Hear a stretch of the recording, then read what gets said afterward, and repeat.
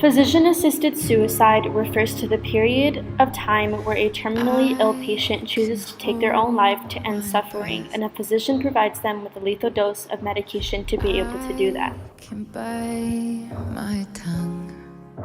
Now, it is very important to understand that physician-assisted death is only legal in California, Colorado, the District of Columbia, Hawaii, Oregon, Vermont, and Washington. It is very important to understand that many requirements must be met in order to proceed with physician-assisted death.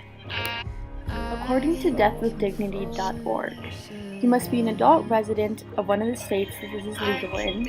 You must be mentally competent and capable of making and communicating your own healthcare decisions. You must have been diagnosed with a terminal disease that will lead to death within the next 6 months, and you must be able to self-administer and ingest the prescribed medication. I can do it. Many moral questions are presented in the argument regarding physician-assisted death. Who are we to decide who lives and who dies, and who are we to take someone's life?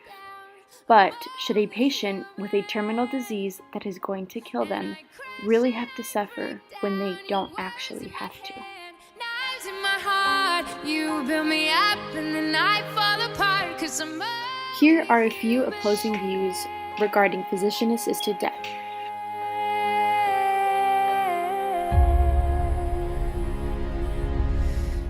Here is a position paper from the American College of Physicians, and in this, they describe the reasons why they do not support physician-assisted death.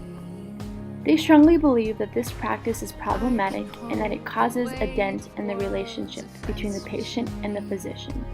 They also believe that control over the manner and timing of a person's death has not been and should not be a goal of medicine. In this article by Berkeley Wellness, they introduce another opposing view regarding physician-assisted death. Religion plays a big role in this topic. There's the belief that life is precious and that death should never be intentional, nor should it ever be rushed. Now, regardless of any of the opposing views presented regarding this topic, here is the story of Brittany Maynard, who at the age of 29 found out she had a terminal disease and who found much relief in knowing that physician-assisted death was an option for her. The thoughts that go through your mind when you find out you have so little time is everything that you need to say to everyone that you love.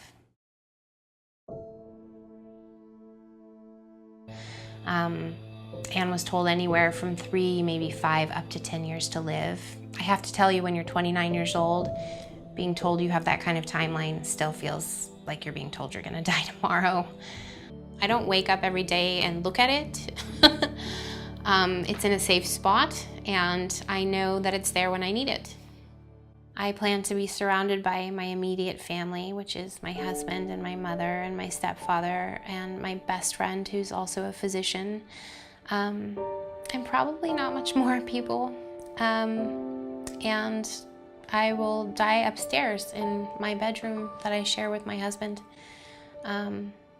with my mother and my husband by my side, and pass peacefully with some music that I like in the background. Between suffering or being allowed to decide when enough is enough, it just, to me, makes provides a lot of relief and comfort that, okay, that option is there if and when we decide, or she decides that it's time. I can't even tell you the amount of relief that it provides me to know that I don't have to die the way that it's been described to me that my brain tumor would take me on its own. Death with Dignity allows for people who are in the predicament of facing a lot of suffering, that they can decide when enough is enough. Realistically speaking, if this is legal in some places, then it is only fair that it is legal everywhere else. If a patient has a limited time to live and is suffering, why not provide them with relief? And if the patient is choosing to end their life this way, then that is their choice. They have the right to decide that for themselves.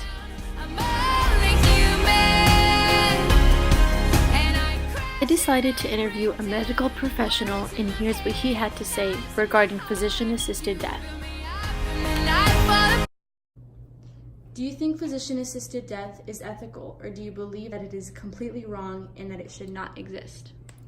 I think it's unethical if it's done for financial gain, if it's done for any other reason than for what's best for the patient. But I don't find it overall an unethical practice if it's what's best for the patient. Do you think it is ethical to only have physician-assisted death available in some states instead of making it available everywhere? I don't know if it's ethical, but it should be across the nation, whether it's, are you saying that it's only in a state and not in all the states? Yes. It should be across the nation, but it also should really be, if the patient is of sound mind and alert and oriented, it should be their choice, not by the state by state. If you had a terminal disease that was going to kill you, would you take physician-assisted death into consideration for yourself? I would. It depends on what the my life expectancy was going to be, the quality of life I was going to have, and in talking to my family, I would definitely consider it.